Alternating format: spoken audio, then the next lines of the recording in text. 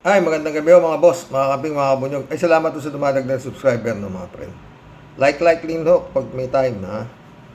Baka naman ng bayad mag-likes, di ba? Ito, pakinggan natin ito, 22 hours ago. At meron tong 120,000 views. Sa maniwala kahit sa hindi. Ha? Senator Amy, formal na hiniling sa ombudsman na imbestigahan ang pag-aresto kay PRRD na naman. Asher, ano ang mga nilalaman ng mga dokumentong isinumite ni Senator Amy Marcos sa Ombudsman? Monica, mga paglabag sa batas at sa ligang batas at iba pang mga natuklasan sa pagdinig ng Senate Committee on Foreign Relations. Ito ang nakadetalye sa Chairman's Report na Puta, madami. Ang kakapal, oh. Hindi mabitbit ni Amy, may tagabitbit pa siya isa eh. Oh. sinumite sa Ombudsman ni Senador Amy Marcos, Chairman ng Committee. Personal na dinala ni Senador Amy Marcos sa tanggapan ng Ombudsman ang Chairman's Report batay sa 3 Senate hearing ng komite. Kaugnay ito ng pag-aresto kay former President Rodrigo Duterte at pag-turnover sa kanya ng pamahalaan sa International Criminal Court o ICC. Inirekomenda nito ang ilang kaso laban kina Justice Secretary Crispin Remulla at sa kapatid nito na si Interior Napakagandang kaibigan nito si Amy, no? Handa niyang tablahin yung kanyang kadugo. Alang-alang sa digong niya. Di ba? and Local Government Secretary John Vic Remulla. Kabilang rin dito sina Philippine National Police o PNP Chief General Romel Marbil, PNP Criminal and Investigation Detection Group o CIDG Chief Major General Nicolas Torre III at si Special Envoy on Transnational Crime Ambassador Marcos Lacanilaw.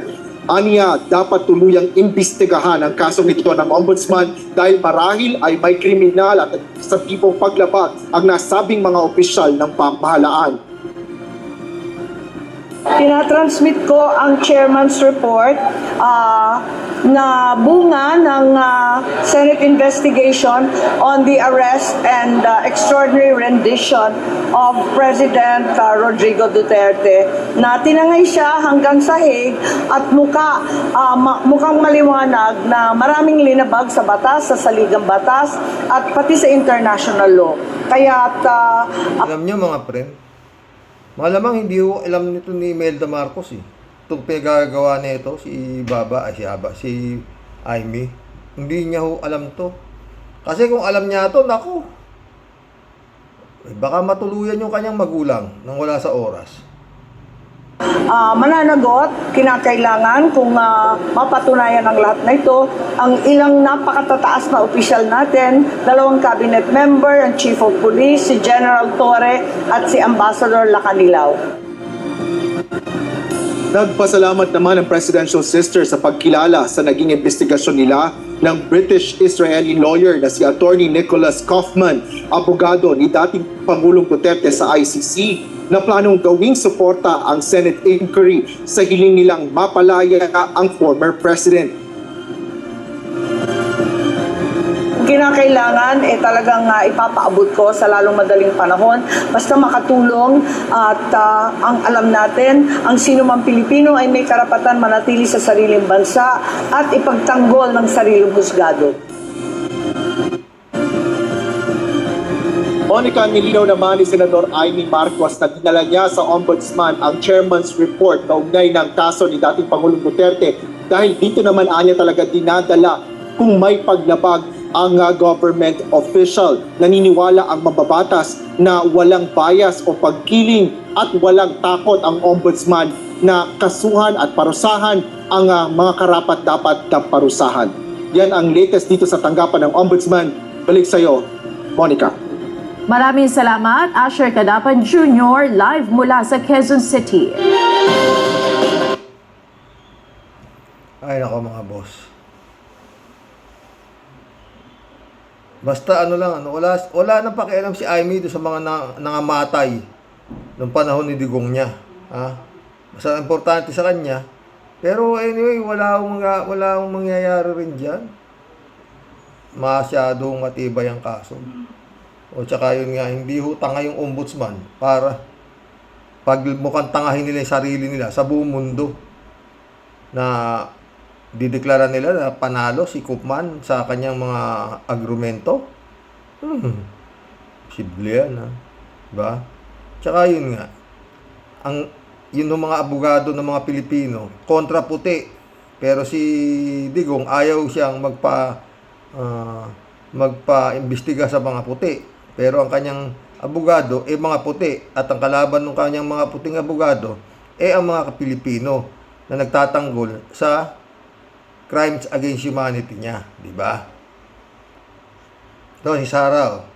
The House strongly believes it has incriminating evidence to convict Vice President Sara Duterte of misuse of confidential and intelligence funds and abuse of her power. Meanwhile, the Vice President is supremely confident she has the numbers in the Senate to dismiss the charges and absolve her from accountability. Yun ang mabigat no? Confident si Sara na nasa kanyang Senado, di ba mga friend?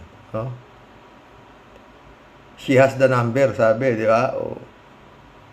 Natin. Prompting her camp and legal counsels to exude optimism on her upcoming impeachment trial, as our Mela Lesmoras reports. Several congressmen have reacted strongly against the statement made by Vice President Sara Duterte, saying her lawyers believe she will win her impeachment trial before the Senate. According to Gabriela Party List Representative Arlene Brosas, the Vice President should first address the issue regarding her alleged misuse of confidential funds. Hindi niya nga maipaliwanag So paano naging malakas yung kanyang kaso, yung kanyang impeachment arguments? Well, para sa amin sa mga pinakauna talaga na nag-push nito. Syempre ang usapin nito talaga panagutin si Sara Duterte sa mga matinding paglabag niya. House Committee on Women and Gender Equality Chair Geraldine Roman said evidence-wise, the House Prosecution Panel also holds strong information it can use against VP Sara. Everybody is entitled to his or her opinion, pero magkakaalaman tayo pag na-convene na ang Senate as an impeachment court. Diyan na talaga tayo magkakaalaman. Abangan ang susunod na kabanata, bumili na kayo ng popcorn at manonood tayo ng impeachment trial. For House Assistant Majority Leader Jay Kong-hoon, the Vice President can be as confident as she wants, but that won't change the facts. In addition, House Deputy Majority Leader Paulo Ortega said they now have information that points to non-existent or suspicious recipients of public funds from the OVP, which is not just an act of deception, but allegedly a violation of the law itself. For her part, the Vice President had protested the statements made by some congressmen against her. In return, she also criticized the administration's 20 pesos rice program, which was immediately defended by a lawmaker. How negative naman. Can't we just celebrate this development? To be hasty and quite quick to judge na sasabihin mo, this is just a political strategy. Para naman it reeks of crab mentality na you do not celebrate the achievements. Ako, let's be fair. Let's give credit where credit is due. Mela Lesmoras from the National TV Network for a new and better Philippines. Puto guys, wala nang ginagawa si Sara, no? Binabatikos niya pa yung pagbaba ng bigas na 20 pesos. Ginagawa lahat ni itong si PBBM. Ang kanyang magagawa para sa mga gustong kumain ng bigas na mura. Di ba? At least may ginagawa, mga friend. Hindi ho ako bongbong, ha? Pero may ginagawa, Pero alam nyo, mga friend, no? Itong Sara Duterte, ewan ko kung anong klaseng mahika meron to, no? Sa... Ano ba ginawa nito? Itong mga Duterte nito. Wala na ang ginawa. Bistadong na yung kahayupan niya, nilang mga Duterte, meron pa rin maririnig mga sumisigaw ng Duterte, no? Hindi nila alam, ang kanilang ginagawa. Talagang sila ay mga lahi ng mga nagpapako sa Panginoong Hesus. No? Nakakapanlumo. Para sila nakakakita ng artista pag dumadating si Sara Duterte, picture, ito ano yun. Tapos kung ano lang pinagsasabi. O, sabi nga ni Lorna Kapunan, lutang. O, teka to. She is in that campaign rally. She talked about what are the qualities good candidate. Throwing facts first, ha? Kay Idol Christian Siguera. Attorney Lorna Kapunan, lutang si Sara Duterte. O, talaga naman lutang, di ba? So meron siyang tatlo. Yung may track record daw, no? Hindi yung sasayaw, hindi yung entertainment, no? Nagbibigay ng pera, hindi dapat automatic ang endorsement. Pag in-endorse siya ng isang influencer people, hindi dapat automatic. So 3, exactly. But when she was saying that, I said, she is exactly describing her candidates. Yeah. Di ba? So parang, and then she goes on to say, after she says, these are the qualifications of who you should vote for, then she says, mag-block voting kayo. So parang dysfunctional, disjointed. So people were saying, ano ba yun? What's the word? Dysfunctional, distorted. Sa madaling salita, baliw. When you have an out-of-body experience, lutang. Lutang. This shows you how dysfunctional she is in that campaign rally. Dysfunctional na. Wala na talaga, sira na ulo eh. Kung ano-ano lang ginagawa. Pero yun nga, yung mga tanga, Duterte, Inday Sara, Duterte. Tangin. Ano nangyayari ng mga friends sa Pilipinas? Nung panahon ng Marcos Sr., no?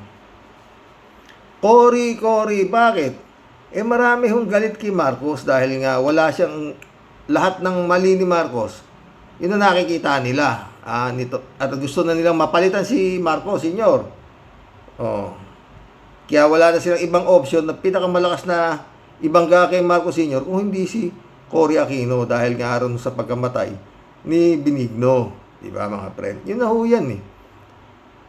Pero yun nga, nagamit si Cory para maibalik itong mga eleksyon na to na lalong nagka-leche-leche. Hindi ho ako nag-ano, pero yun ho ang nangyari. Oo. Hindi nga nagnanakaw si Cory, nakapaikot sa kanya na gutom na gutom sa 20 taong hindi nakaman lang nakatikim maski na piso sa kaban ng bayan. Dahil wala nga Senado, wala eleksyon, wala Kongreso. Si Marcos Sr. lang ang kurap. Pero, maski siya kurap, marami namang din napagawa. Diba? San Juanico Bridge. Yan po, Archeter na yan. Kung ano-ano nga pinagawa, maraming pinagawa eh. Yung Imelda City, ganda-ganda ng Imelda City. Ilang ektarya yun. Yung dating tubig eh. Marami yung pinagawa. At saka yun nga ho, lahat ho ng pinagawa ng Marcos Sr. Wala ho lumagpak. Dito sa Isabela mga tulay dito, panhampan ni Marcos eh. Hanggang ngayon, tulay pa rin eh. Panahon ni Duterte, ayun, lumagpak yung tulay. Kabago-bagong bukas. Paano? Nung panahon ni Marcos, hindi ka pwedeng nanakawin mo yung kalahati ng budget. At pag may nangyari sa itinayo mo, baka yari nga kay Marcos. Hindi po pwede kang papasok sa deal sa gobyerno ni Marcos na kikita ka ng mapiperwisyo yung proyekto. Hindi. Iba matalino talaga yung Marcos Sr. mga pre, sa totoo lang. Talagang para sa akin siya ang pinakamatalinong presidente. Sa totoo lang. Kaya nga nung paulit-ulit ako, di ba? Nung napatalsik si Marcos, kako patay itong Pilipinas na to, mas lalong magkakaleche-leche. Kasi nga, yung 20 taong nangagutom ng mga politiko na walang pinakinabangan, karamihan na kinabang sa panahon ni Marcos, kronis niya di ba? Ngayon, may kronis na yung presidente, may kronis pa yung vice presidente, tsaka panahon ni Marcos, walang vice president, siya lang talaga Ngayon, ultimo mga senador, kagaya ng mga sila Robin Padilla na yan, wala namang alam. Siyempre, may mga abogado pinsusweldo yan sa kanilang mga opisina, anak ng pating. Pinsusweldo pera ng bayan Pera ni Juan de la Cruz. Magkano sweldo niya kada isang senador na yan? Magkano pa na? Kay Pulong Duterte lang, yung tangin mo, 51 billion. Puta. Sa Duterte pa lang, nagkaleche-leche na eh. Di ba? Yung Parmali, anak ng puta, napakagarapal ng Parmali, mga friends. Sobrang garapal yun. Puta. Mantangin mo, face mask, may 20, isa. Ngayon, 3 piso na lang yung face mask. 3 piso. Ang layo. Talagang, grabe ho yung Duterte. Pero yun nga, Duterte pa rin ang Duterte itong mga animal na to. Sa totoo lang, putik. Nakapanidig balayibo sa totoo lang, mga boss. O, yung Pulong Duterte, may kaso, di ba? Siguro napanood yun naman na ho yan, kalat na kalat na. O, pananakit ni Pulong Duterte, nahuli kam. Antindi pala. O, yung pinagbibira niya yung bugaw. Oo. Timawa rin pala sa babae, no? Pero nung panahon ni Marcos Sr., mga pre, na 20 taong mahigit, wala ho kayong narinig ng mga ganitong klase senaryo sa mga anak ni Marcos. Na mga nanakit, mga gano'n. Wala. Wala talaga eh. Meron ba kayong alam? Meron nakabili tayo mga kay Alpianido. Pero, yung anak ni ano yan, Enrile. Yung Manalad na binaril sa Stargazer. Sa Silais. Silais Hotel.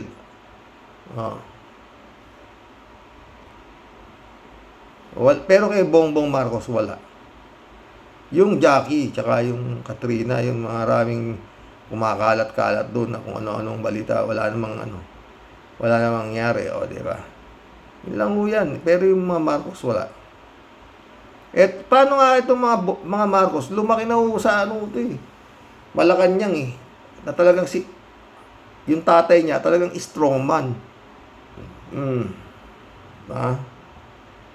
Pero makita mo, maski pa paano, nung pinapalayas na sila People Power 1, doon mo nakakita na hindi pala strong yung Marcos Sr.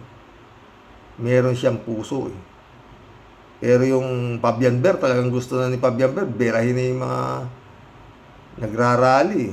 Pero sabi ni Marcos Sr., disperse the crowd without shooting them. Kung magulo dyan,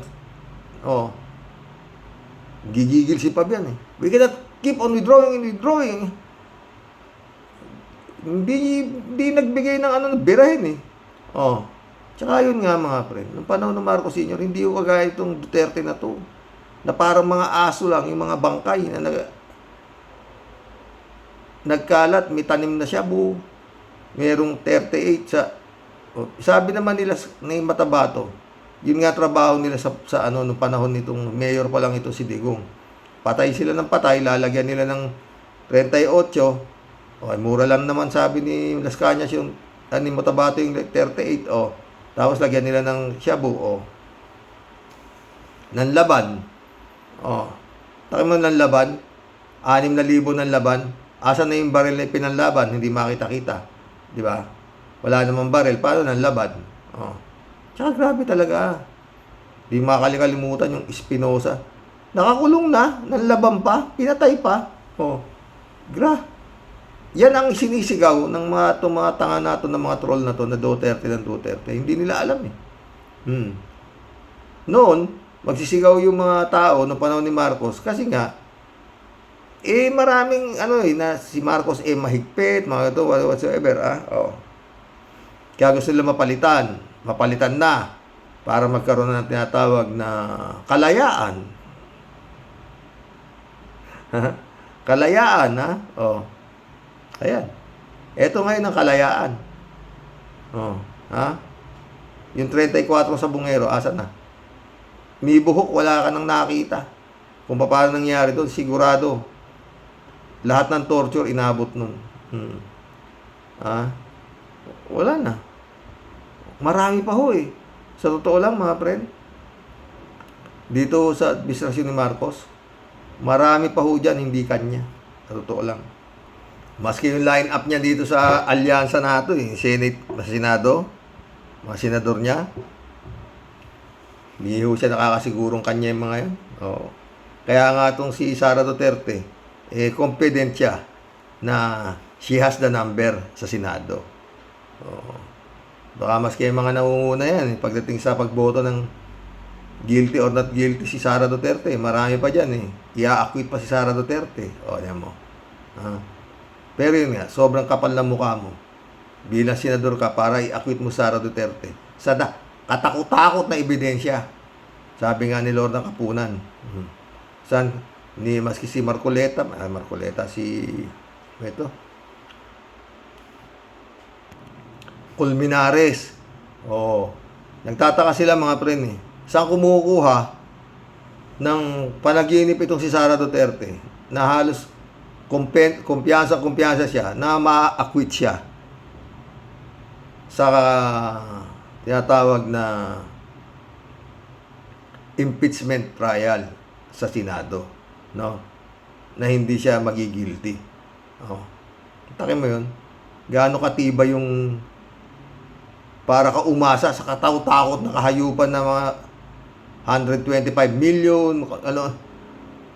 Tsaka hanggang ngayon, wala akong balita. Ano ba nangyayari doon sa investigasyon kay La Chica at saka yung Nolasco na naputol yung investigasyon nitong Quadcom nung yung dalawa na yon ang isasalang na. Wala akong kabali-balita, mga friend. Kaya malabo talaga itong ano ni His Excellency nito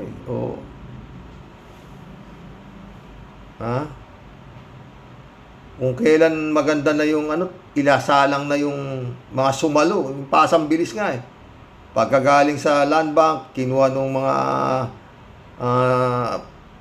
sekretary nitong si Sara, pagdating tawagan si La Chica, si Nolasco, pasa. Tapos ang tinatanong na ni Congressman Luistro wala po akong alam, nagkakandahimatay yung Lopez, tsaka yung puro hinimatay lahat, wala maisagot, nag-aatungal, di ba? Si Sara Duterte naman, andon, protection puro. Ewan ko mga friend, kung hindi matatapos ni PBBM itong mga Duterte na to, lalabas ko na, tsaka yan nga, yung ICC, na pinagpipilitan na walang jurisdiction, di ba? Yan lalabas ho dyan parang ang nangyari, nanalo yung puti. Di ba? Na nagtanggol kay Digong, kung sakaling mangyayari nga yung papahulang bisa. Pero malabo talaga. Nagkabayaran, ganun. Ewan ko. Magkulab na tayo mga friend. Meron naman tayong hihintayin kung ano mangyayari sa pinal na kaso nung ginulpi ni Pulong na bugaw, no? Takin mo, binayaran daw ni Pulong ng 1,000 kada isang sapak.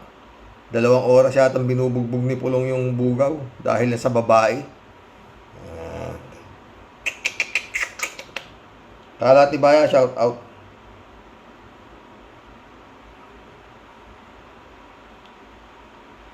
Kalat niyo. Wala yan. Puro lang sarswela ang NBI. Puro lang walwalan yan. Takot ang mga yan kay Sara Maylab. Patay tayo dyan. Si Sara Maylab lang ang matapang, maganda at maalindog. Tik na alindog yan. Ay. Mas maalindog yung kilala natin. Kau talaga. Ruben Lantin, shout out.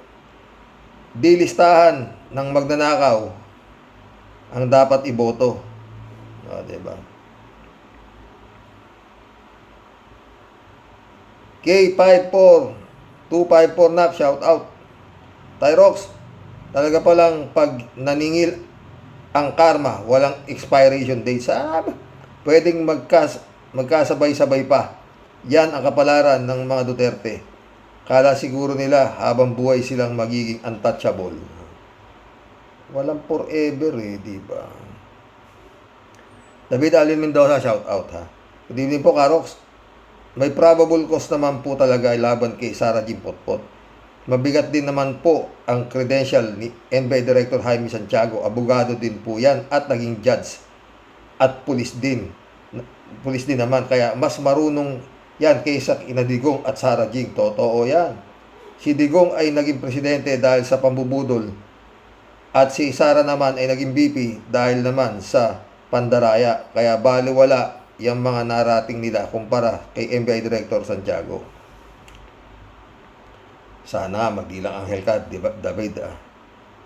Mary Chat, shout out. Please vote the right person to the right jobs. Totoo. Federico Mandak, shout out ha.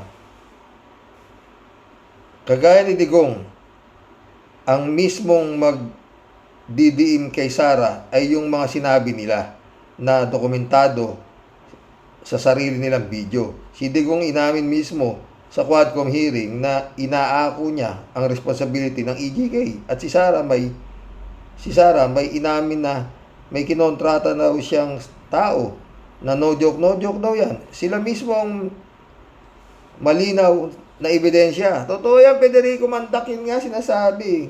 Kaya nga sila Kupalman, wala na silang gagawing argumento kung hindi yung jurisdiction na sinasabi nila. Dahil pag nakarating na sa September 23 at nag-umpisa na ang hearing, wala na silang maididepensa dahil inamin na lahat ni Digong. Diba? Kaya ito pinakamagbigat na depensa na walang jurisdiction ang ICC. Malabo pa po sa tinta ng pusit yan, ayon sa mga abogado ng mga napinsala ng war on drugs ni Duterte. Percival Ulip, shout out. May sumpa being a DDS supporter. Simon George, shout out. Kung yan lang ang nilalakad ni Koopman, kung yan lang ang plea, sayang lang ang bayad sa kanya. Matagal na pong nakasulat. Ang SC po ang nagsabi, may jurisdiction ng ICC. O, yun na nga pero sumingit si Baba na yun nga. Yung apatid nitong si His Excellency, no? David Ali Mendoza. Karox, i-correct ko lang po si Mistisang Bangos tungkol kay Harry Shoke. Di po siya kalbo, panot lang po siya. Naka-COVID pala anak ko, kaya matagal na wala. Patay tayo dyan. Danny Lopez, shoutout. Sira na ulo niya si BP Sara, boss. Lahat ng pinagsasabi niya, puro paninira. Desperate move na yan. Totoo yan, Danny Lopez. Mistisang Bangos, oh. Kahit sampahan pa yan, kahit sampahan pa yang si Sara ng kung ano-anong kaso, hindi pa rin mawawala ang pagka-BP niya. Need na makonvict siya sa impeachment hearing para mawala na siya sa pwesto. Pag nakagkaganon, madali siyang arestuhin pag lumabas ang warrant sa ICC. Hindi Maski pa BBP siya, pag lumabas yung warrant sa ICC, maaaresto siya, wala naman siyang immunity from suit. Pag BP pa kasi siya, mahirap na labanan yan kasi second to the highest position sa Pinas. Pero wala siyang immunity from suit. Kaya kahit maaresto siya, hindi siya basta makukulong. Maghihintay pa ang ICC up to 2028. Hindi. Kaya dapat makumbik siya at mapatalsik sa pwesto para madaling arestohin ng ICC. That's my own opinion lang po. More power po tayo.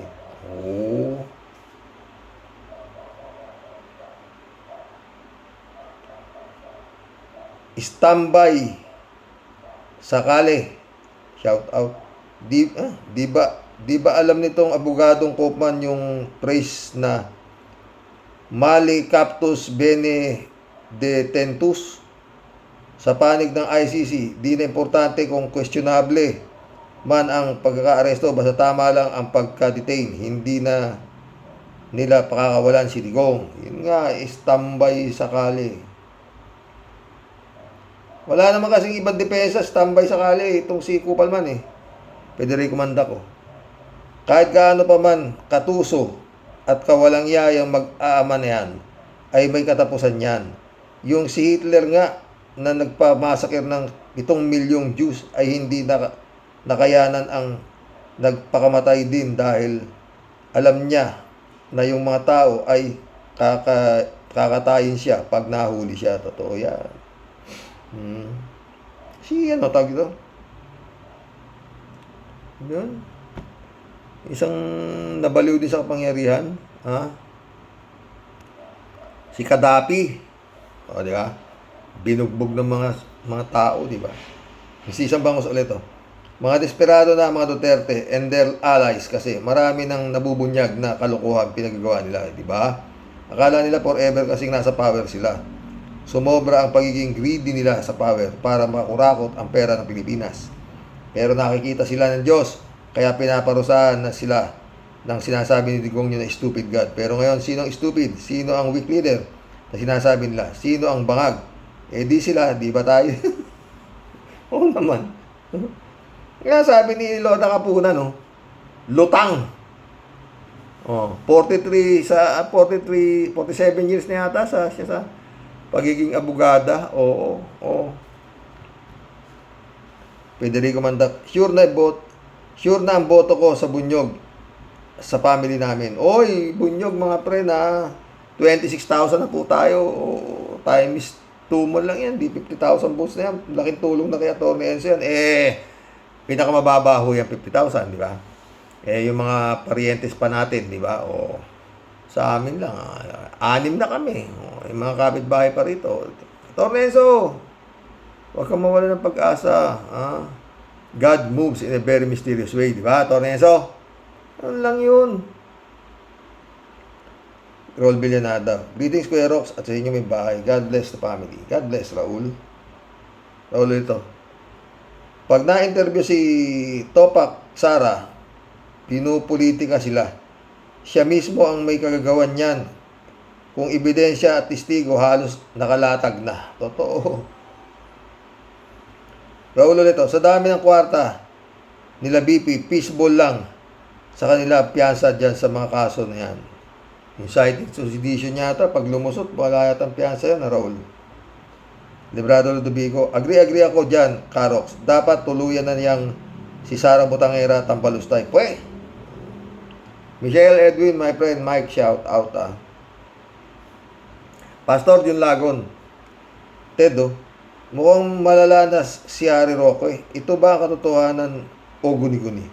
Ang Pilipinas daw ay nawawala ng 128 na tonelada ng ginto. At ang Hong Kong Anti-Money Laundering Office ay iniimbestigahan ito. Si BBM daw ang posibleng may kinalaman sa pagkawala ng ginto. Mga ka-warriors, dumadami ata ang mga popcorn na ating lalamunin dahil sa mga pakulo ng mga DDS. Totoo. Ginto na naman, putik yan. Tangina. Kung ano na naiisip itong mga hype na to, di ba? Ay, His Excellency. Johnny Bigodo. Gandang gabi, Karoke. Magandang balita yan. May preliminary investigation na kay Sara. Kaya lang, sa tingin ko, wala ring mangyayari dyan. Kilala nyo naman si Sara. Masyadong matapang at walang kinakatakutan, lalo na kung dito sa Pinas. Lalo na dito sa Pilipinas siya kinakasuhan. Matutuwa pa ako kung ang ICC ang aaresto sa kanya. Hindi natin alam, Johnny Bigodo, galit na yung mga rimulya sa kanila Sana nga, totoo. David Ali Mendoza ulit Karox, kaya nagpapalabas ng fake news maray ng bahay nila Kitty ay dahil lumalamlam na po ang napupuyos na galit ng mga division sa pagkakahuli kay Digong. Kaya gumagawa sila ng ingay para siguro sakali na umalab ulit ang apoy ng mga damdamin ng mga DD-shit. Totoo yan, David. Friend Shervin Sapeda, shout out. Christian Sen, July 7 Alcantara, shout out sa inyo mga friend. Friend Dolor Garcia, shout out. Amy Bingson, my friend, shout out. Eman Escalona, shout out. Jan Dimango, shout out, my friend. Sabi ni Tia Delio. Rox, ano pa bang iniintay ng mga bossing natin Yan pong si Sharap Madam Sapap.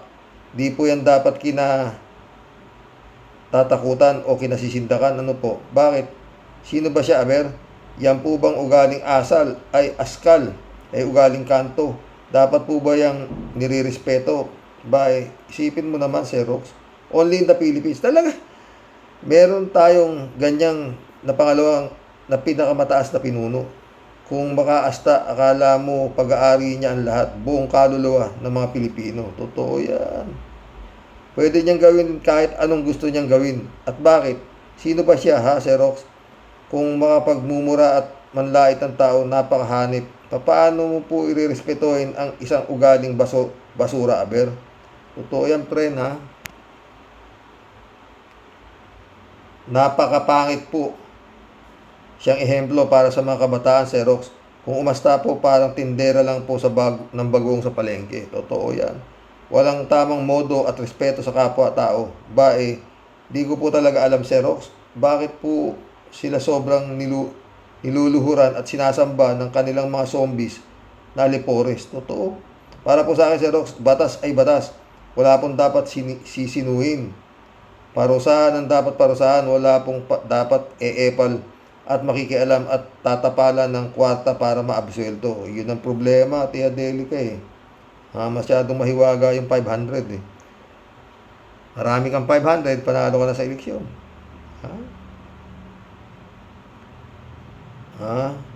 Kung ugaling aso ka, lumayas ka dyan sa pwesto mo. Doon ka sa kanto, kasama ng mga sunog baga na tambay. Doon ka makipagbardagulan na buwisit ka. Para makita mo ang hinahanap mong leche ka, may natuunti din to. Kung di ka lang siguro dutae, baka bukas di ka na siguro sisikatan ng araw. Sinabi mo ba? Pinagpipestahan ka na ng mga bangaw. Ayos na ayos, nagmamantikang balyena.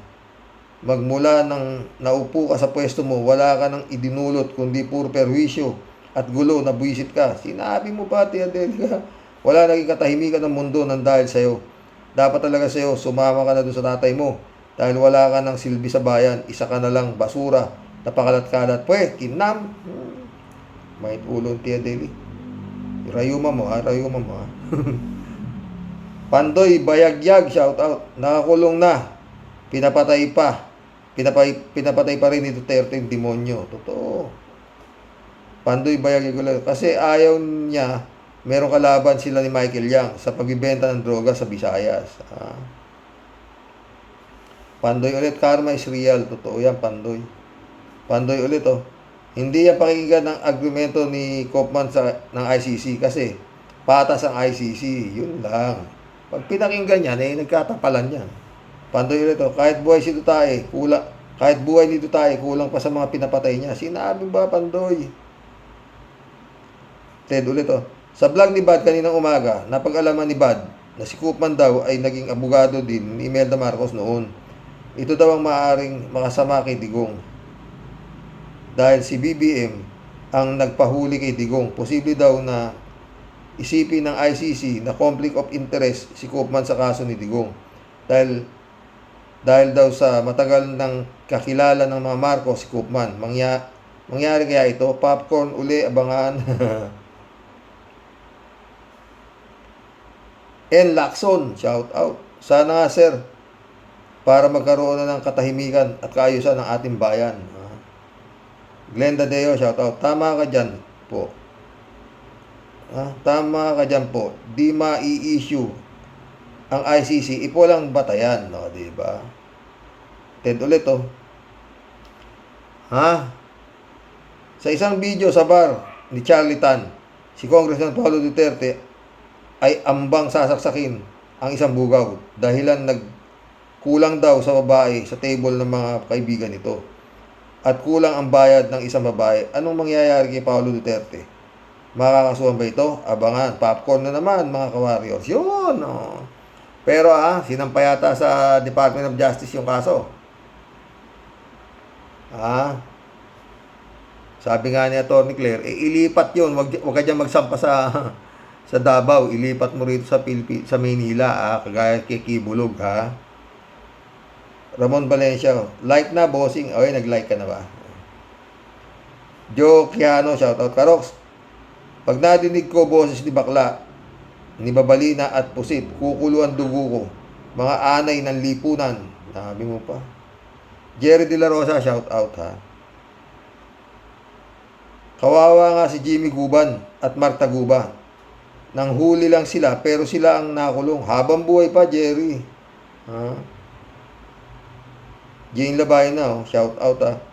During Digong's time kasi, pinalaganap nila na ang tama ay mali at ang mali ay siyang tama.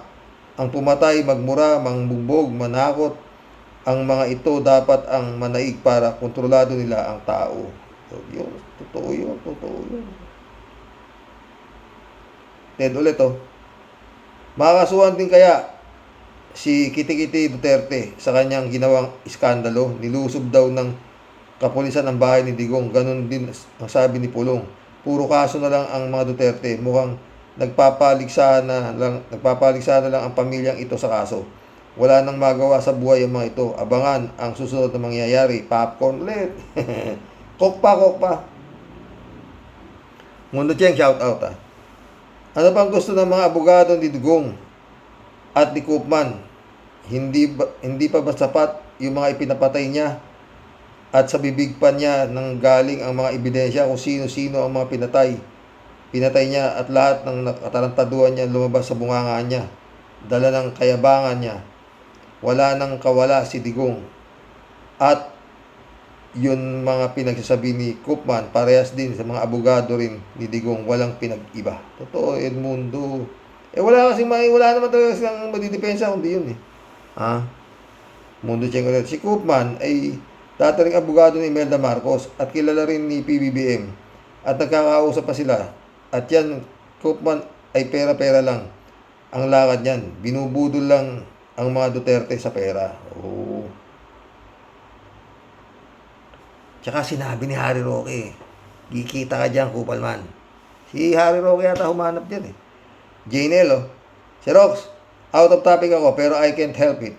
I love so hard kasi trending si Pulong ng bugbog ng pimps. Pasok, mga DDS, sabihin yung fake yung video. O, diba? Talagang manya ka, mga. Kalat ni Elizabeth Iscari, good morning, Sir Rox. Dapat lang naman na humarap dyan ang Sara na yan sa NBI at sa DOJ daw ito iimbestigahan. Tignan natin ang palusot niya dito. Kahit malakas na ebidensya dito, ewan ko kung ano pang mangyayari dito sa Rox. Ang sa akin lang, sana makakulong na ito at parusahan para malaman ng buong sambayanan na ang ginawa nitong si Sara na di siya above the law. Diba? Kung makaasta, parang kung ano pinagmamalaki, no? Mga putris niya. Mga boss. Bagay, yan. Kagaya ng ginawa nito si Haba na Baba, sa ombudsman. Malalaman natin kung anong gagawin ng ombudsman dito sa mga magkapatid na Remulla, kaya General Torre, Ambassador, pati kay General Marbil, o diba?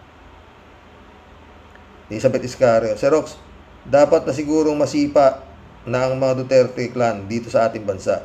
Sumobra na ang perwisyo ng mga yan. Akala nila forever sila nasa power. Sagad to the bones ang mga kahayupan nila.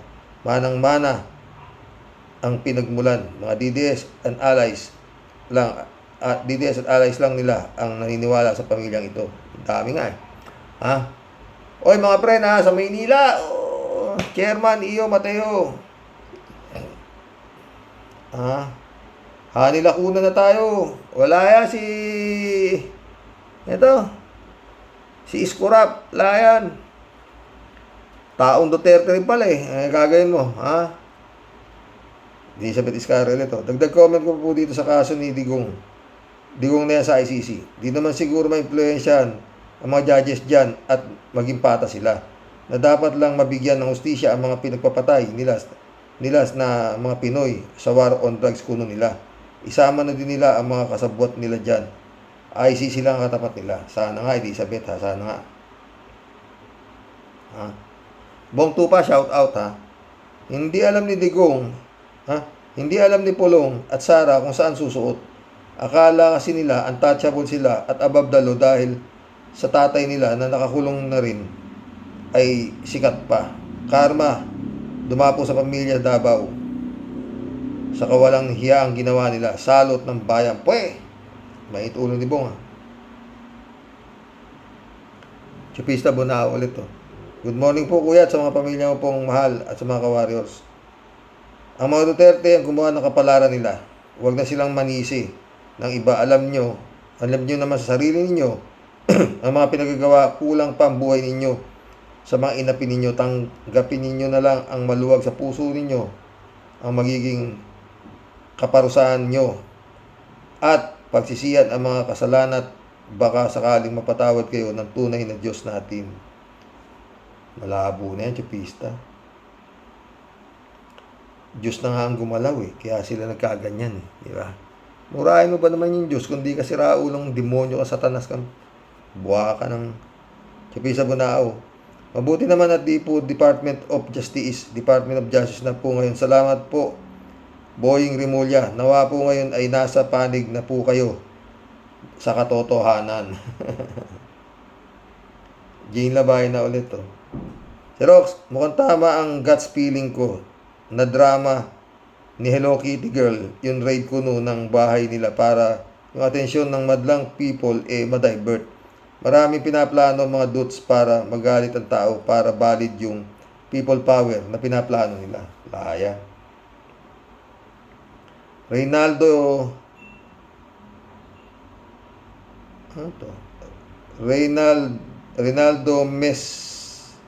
Mi Espinosa. Gandang ng pangalan, Boss Kupal. Ito. Yes, Bunyog. Sa Sakura River, shout out.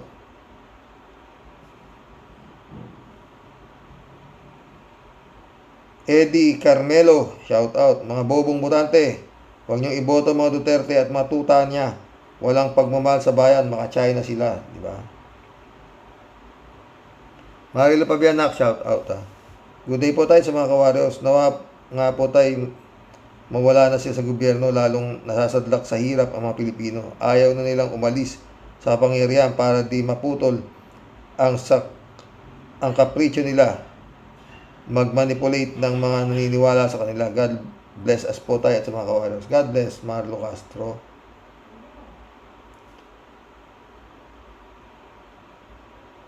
Emily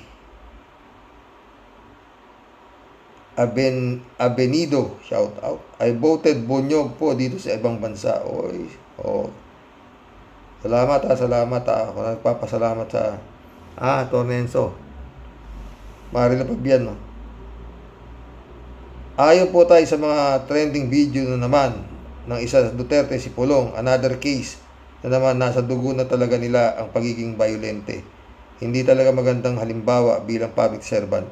Abusado. Hindi lang basta abusado. Sindikato nga yan, Ay, mission accomplished mga friend. Ay, nako. Lord, God save the Philippines. Ang dami ng mga demonyo nagkalat dito. Ang sinisigaw, Duterte. Okay lang sana kung may nagawa talagang maganda itong Duterte. Wala Anak ng puto. Hindi lang rito sa Pilipinas. Sa ibang bansa pa. Lalo doon sa dahig. Akalain mo itsura nila. Nakapandig balahibo. Ano ba sila? Wala silang alam sa nangyayari sa Pilipinas. Para sambahin nila yan. Halimaw. Diba mga friend? Pamilya nila, halimaw. Mga mamatay tao talaga. Si Polo Duterte, sasaksakin yung ganyan yung bugaw. Tapos inuulong gano'n, di ba? Talagang mga demonyo. Daming kwarta. Yung bodyguard, nakaganon na yung bodyguard. Pinapanood lang siya, binabanatan niya yung malaking tao rin yung bodyguard, di Pulong Pinanood ko talaga. Grabe. God bless. Hanggang bukas po muli, mga friend. Dasal. Nawa ay matapos na itong kalbaryo na to. His Excellency, tignan mo yung mga tao mong mabuti. Hindi. Ay, nako. Good night. God bless.